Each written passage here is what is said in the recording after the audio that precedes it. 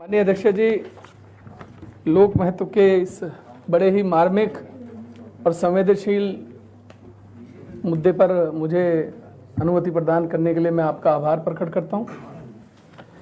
माननीय अध्यक्ष जी, उत्तराखंड के हर तीसरे परिवार से कोई ना कोई वृद्ध, कोई ना कोई विधवा बहन या दिव्यांग जुड़ा हुआ है।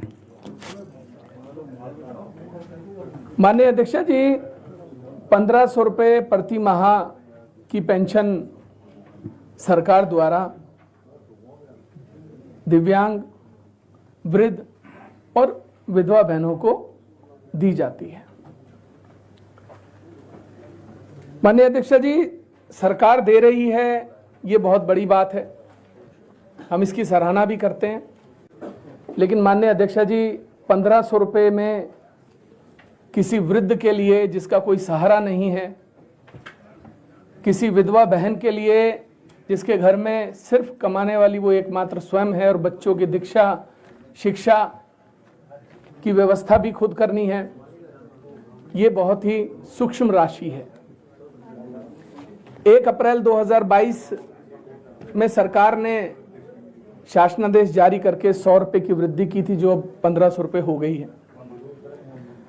माननीय अध्यक्ष जी, बहुत सारी विधवा बहनें, बुजुर्ग मेरे पास अक्सर आते हैं, उनकी पीड़ा सुनने के बाद ऐसा लगता है कि अगर भगवान ने कहीं दुख किसी को दिया है तो उन्हीं को सबसे ज्यादा दिया है। बहुत सी विधवा बहनें ऐसी आती हैं जिनके बच्चे बड़े मासूम 5 साल 7 साल के हैं, उनकी शिक्षा दीक्षा, उनका लालन पालन करना उनके लिए बड़ा कठिन काम होता है, क्योंकि उन बच्चों को घर पर छोड़कर जाना, मजदूरी करना और फिर आकर उनके लिए भोजन की व्यवस्था करना, सारे कार्य उस विधवा बहन को करने होते हैं।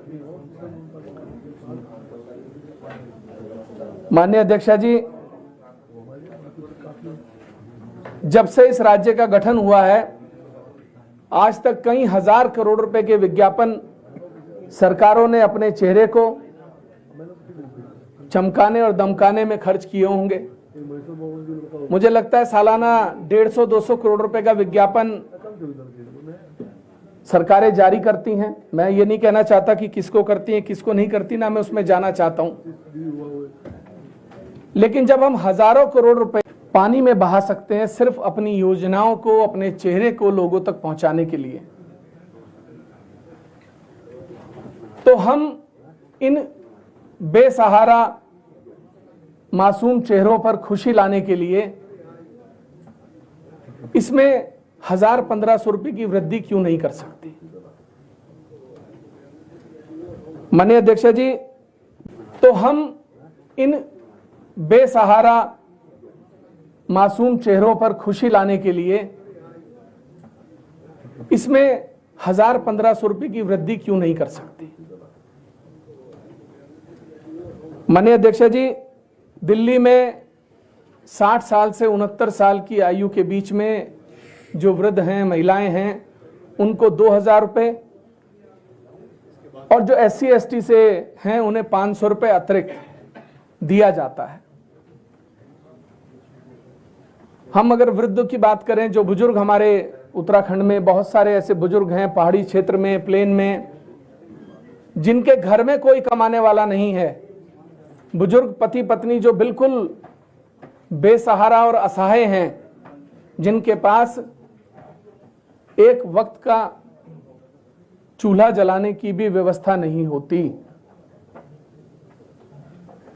क्या सरकारें 500, 1000, 2000 रुपए अतिरिक्त बढ़ाकर उनके चेहरों पर मुस्कान लाने का कार्य नहीं कर सकती। माननीय अध्यक्ष जी, मैं यही चाहता हूं सरकार से, विषय पर गंभीरता से विचार करें, बुजुर्ग, विधवा बहनें और दिव्यांग पेंशन में 1500 रुपये की वृद्धि करने का प्रयास करें।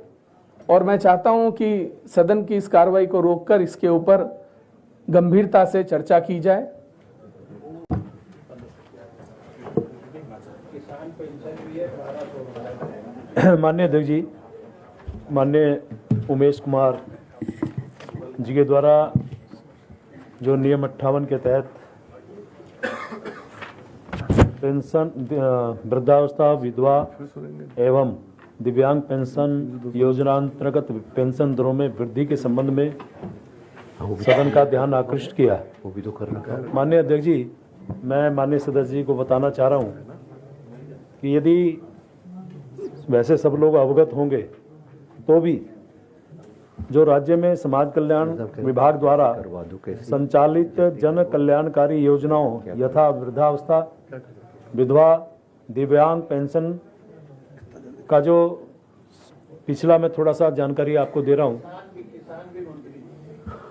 नहीं, अभी तक तो इन तीनों का ही इसमें हाँ, तो पहले 2016 में इसको 1000 रुपये प्रति माह दिया जाता था।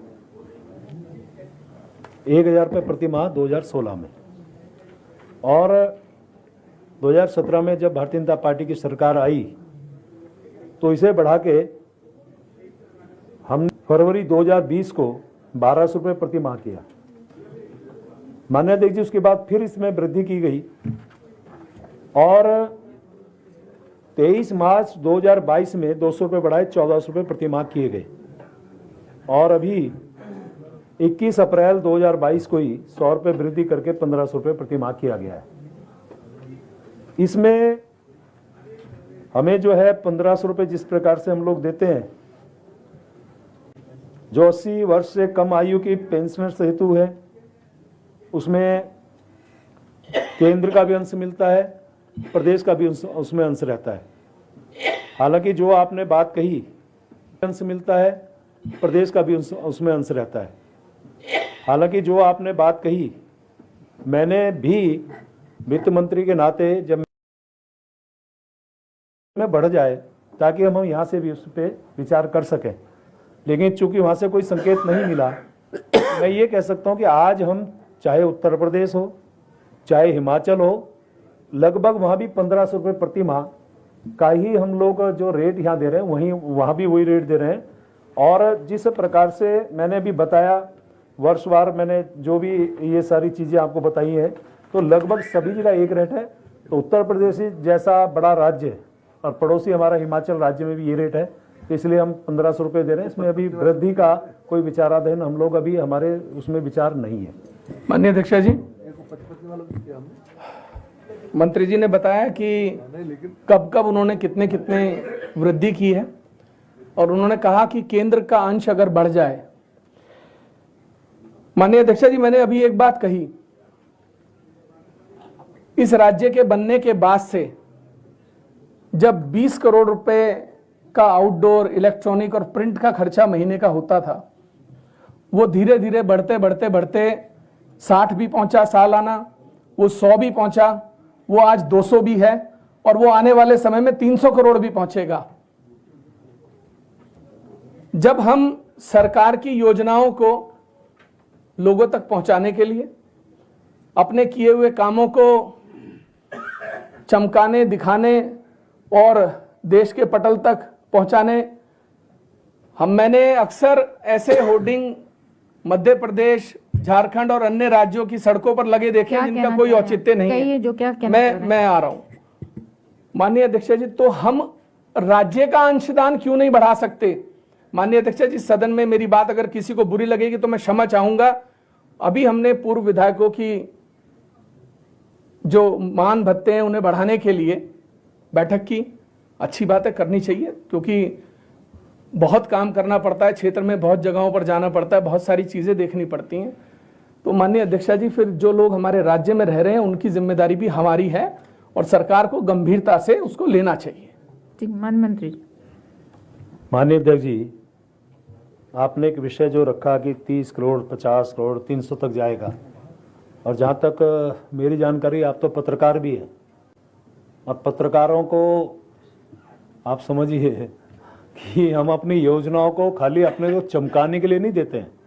ये सरकार की योजना धरातल तक उसकी जानकारी मिले। सवाल ये है कि जिनको जानकारी नहीं है, अभी मेरे जीएसटी विभाग में एक बहुत बड़ा एक कार्यक्रम लॉन्च किया, मैंने ही खुद कहा कि आम जनता को हम कैसे पहुंचाएंगे। तो हमारे पास 2-3 माध्यम है, आजकल तो व्हाट्सएप है, ट्विटर है, या सोशल मीडिया जिसे कहते हैं, अखबार है, या आपके चैनल्स हैं, और उसके साथ साथ हमने कहा कुछ होर्डिंग्स वगैरह लगाइए ताकि जनता को पता चले ये स्कीम सरकार ने लागू की है। तो ये उस नाते यदि हमारी सरकार उसको जनता में पहुंचा रही है तो आम जनता को पढ़ के भी पता चलता है कि ये योजना पे प्रारंभ हुई है।